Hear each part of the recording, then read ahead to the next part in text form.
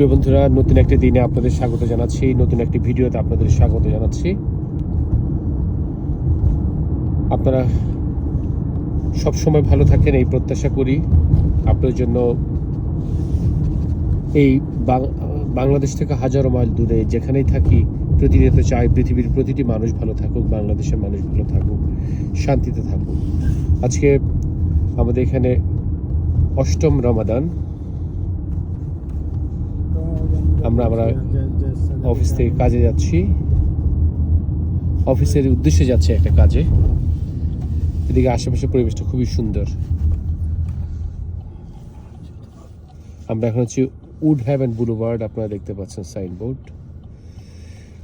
যুক্তরাষ্ট্রে একটা জিনিস হচ্ছে যে রমজানে বাংলাদেশে যে ফ্লেভারটা থাকে সেই ফ্লেভারটা এখানে পাবেন না অন্য 10 দিনের মতোই। বাট মুসলিম কমিউনিটি, বাংলাদেশি কমিউনিটির মধ্যে যারা থাকেন, একসাথে থাকেন, তারা সেই ফ্লেভারটা পান। এছাড়া অন্য বাইরে কাজ করতে গেলে, হাঁটতে গেলে, চলতে গেলে, ঘুরতে গেলে একই রকম মনে হবে অন্য 10 দিনের মতো।